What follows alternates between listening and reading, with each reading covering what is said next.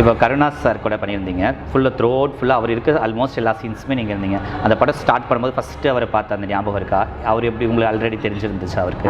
கருணாஸ் அண்ணன் கூட ஏற்கனவே நான் மாமதுரைன்னு ஒரு படம் நடித்தேன். சிங்கமுத்தன் அவர் பையனை வச்சு ஹீரோ பண்ணார் அந்த படம். ஸோ அந்த படத்தில் ஏற்கனவே கருணாஸ் அண்ணன் கூட பண்ணியிருந்தேன். அப்புறம் இன்னொரு படத்தில் சிங்கமுத்தனுக்கு பையனாக பண்ணியிருப்பேன். இவர் வந்து கருணாஸ் அண்ணன் வந்து செக்கு பவுன்ஸ் ஆகலைன்னு சொல்லிட்டு ஒரு இருக்கும், வேதான்னு ஒரு படம், அருண் விஜய் சார் படம், அந்த படத்துலையும் பண்ணியிருந்தேன். ஸோ கருணாஸ் அண்ணன் கூட ஏற்கனவே பழக்கங்கள் இருந்தது. ஸோ ஃபஸ்ட்டு பூஜை வந்து சாந்தோமில் ஒரு சர்ச் கிட்ட தான் பூஜை. ஸோ அங்கே தான் ஃபஸ்ட்டு டே ஷூட்டிங் ஸ்டார்ட் ஆச்சு. அது நல்ல அனுபவமாக இருந்துச்சு, ஞாபகம் இருக்குது இன்னும். ஓகே. இப்போ அடுத்து வந்து வடிவேலு சார், அவர் வந்து இப்போ காமெடினா தவிர்க்கவே முடியாது. அவர் கிட்டத்தட்ட ஃபீல்டில் கொஞ்ச நாள் படங்கள் பண்ணல, பட் இருந்தாலும் அவரை நம்ம தவிர்க்கவே முடியல. அவரை அவரோட நிறைய படங்கள் ஒர்க் பண்ணியிருக்கீங்க, அந்த அனுபவங்கள். ஃபர்ஸ்ட் படம் எது ஒர்க் பண்ணீங்க? ஃபஸ்ட்டு அண்ணன்ட்ட நான் அறிமுகமான படம் பார்த்தீங்கன்னா 6 படம், சூர்யா சார் படம். ஓகே. அதில் வந்து அந்த ஸ்லம் பாய் கேரக்டர் தான் பண்ணியிருப்பேன். அப்போ ஒரு 10 நாள் சூர்யா சார் காம்பினேஷனில் அந்த ஸ்லம்மில் இருக்க போர்ஷன்ஸ் எல்லாம் போச்சு. வடிவேலன் போர்ஷன் வந்து அந்த சாங் ஸ்டார்ட் ஆச்சு. அதுக்கப்புறம் வடிவேலன் காமெடி போர்ஷன் போச்சு. அப்போ தான் அதுக்கு முன்னாடி சிங்கமுத்தனே தம்பிராமன் கூட எல்லாம் நல்லா க்ளோஸாக பழகிட்டோம். ஸோ அப்போது சிங்கமுத்தனை தான் அறிமுகப்படுத்தினார்.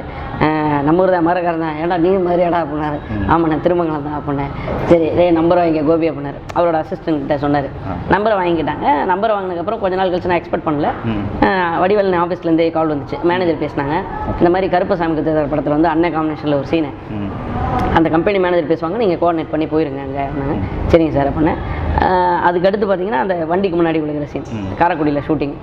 ஒரு நாள் தான் ஷூட்டிங் இருந்துச்சு. காலையில் எடுத்தாங்க, மத்தியானம் முடிஞ்சு போச்சு.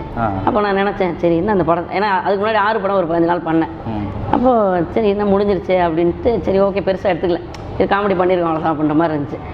படம் வந்து தேட்டருக்கு வந்ததுக்கப்புறம் படம் ஹிட் ஆகிடுச்சு. அதுக்கப்புறம் டிவியில் ரொட்டீன் அந்த காமெடி போட்டு பயங்கர ஃபேமஸ் ஆகிடுச்சு அந்த சீக்வன்ஸு. அப்போ தான் தெரிஞ்சு ஒரு படத்தில் ஒரு சீன் பண்ணியிருந்தா கூட அந்த சீன் ஒர்க் அவுட் ஆச்சுன்னா போதும் எங்கேயோ போயிடும். அதுக்கப்புறம் பார்க்குறவங்களாம் கொய்யாலனே கூப்பிட ஆரம்பிச்சாங்க, நிறைய இடத்துல கிண்டல் பண்ணுறக்காக. ஸோ அது ஒரு மிகப்பெரிய அனுபவம் அந்த படம். வடிவேல் சார் கூட ஃபர்ஸ்ட் படம் அதுதான் பண்ணி, அதாவது அவர் காம்பினேஷனில் காமெடி சீனில் நடித்தது அந்த படம் தான். 6 படத்தில் இருப்பேன் அந்த ஸ்லம்மில் இருப்பேன், பெருசாக இருக்காது கேரக்டராக.